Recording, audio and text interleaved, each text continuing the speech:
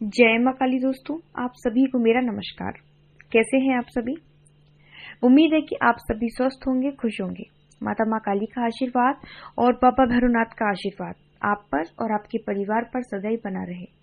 आप सभी स्वस्थ रहे, खुश रहे, माता रानी से यही प्रार्थना है। एक बार फिर से एक नई जानकारी के साथ आप सभी का स्वागत है मेरे YouTube चैनल काली माँ की बेटी में। तो अगर आप पहली बार मेरे चैनल पर आए हैं तो चैनल को सब्सक्राइब जरूर करिएगा, बेल आइकन को प्रेस कर दीजिएगा ताकि आने वाली हर वीडियो, हर जानकारी आप तक सबसे पहले पहुंचे।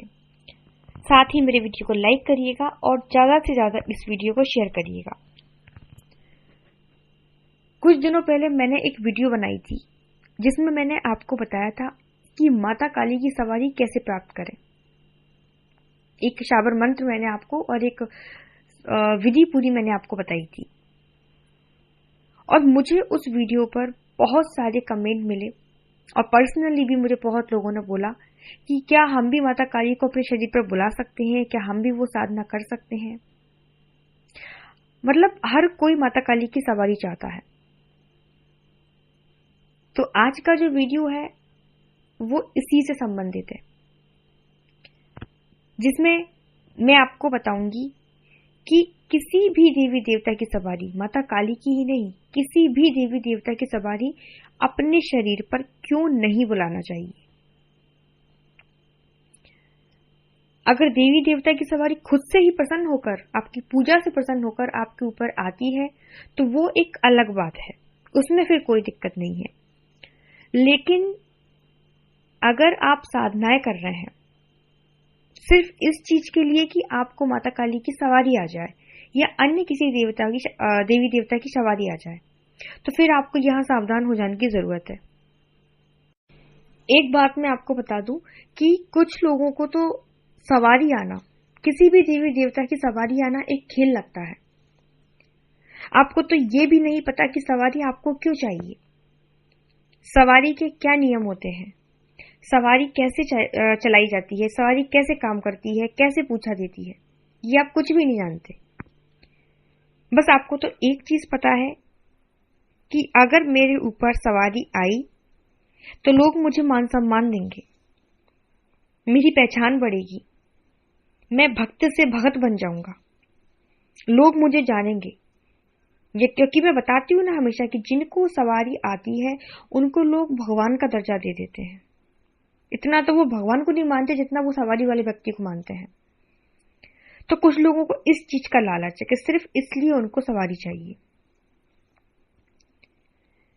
लेकिन मैं आपको बता दूं कि जरूरी नहीं है कि देवी देवता को शरीर पर बुलाकर ही आप लोगों का काम कर सकते हो। आप बिना शरीर पर शक्ति को बुलाए भी लोगों को पूछा दे सकते हो और जन कल्याण का कार्य कर सकते हो। जरूरी नहीं है कि देवी देवता शरीर में ही आए तो ही आप कुछ कर पाओगे,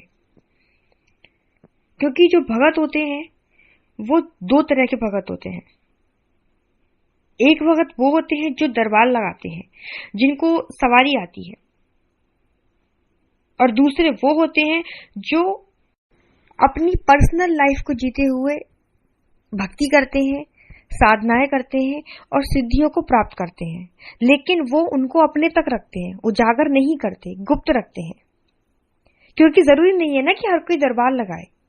कुछ लोगों को तो आदत होती है अपने आप को श्रेष्ठ बताने की, हम शक्तिशाली हैं, हमारे पास ये सिद्धियां हैं, हमारे पास वो सिद्धियां हैं। और जब ऐसे लोगों को शक्तियों का अहम हो जाता है तो वो आम लोगों से बात करने में भी पैसे लेते हैं। काम तो वो आपका बहुत बाद में करेंगे, बात करने के ही वो आपको पैसे बता देंगे कि आप अपॉइंटमेंट ले लीजिए।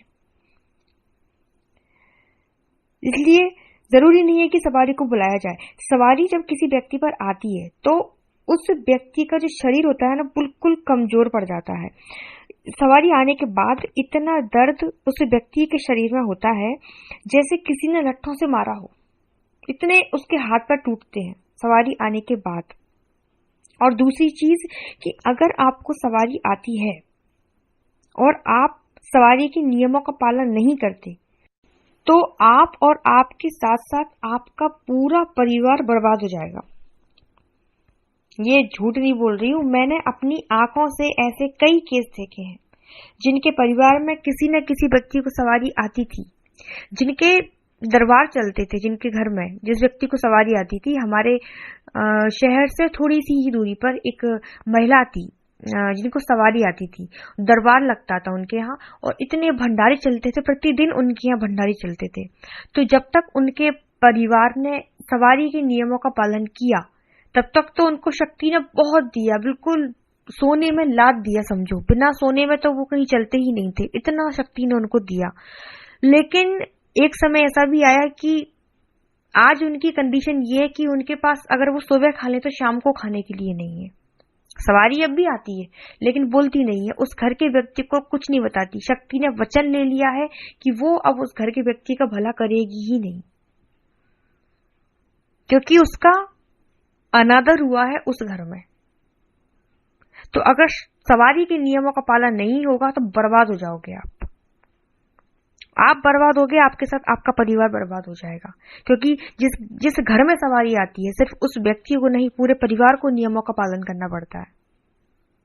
इसलिए सवारी को बहुत सोच समझकर, और फिर जब सवारी आती है तो सिर्फ इसलिए नहीं आती कि वो सिर्फ आपके परिवार का ही कल्याण करेगी, वो आएगी तो जन कल्याण करेगी। आपके यहाँ लोग भी आएंगे पूछने के लिए, आपको दरबार लगाना पड़ेगा, घंटों घंटों आपको बैठना पड़ेगा।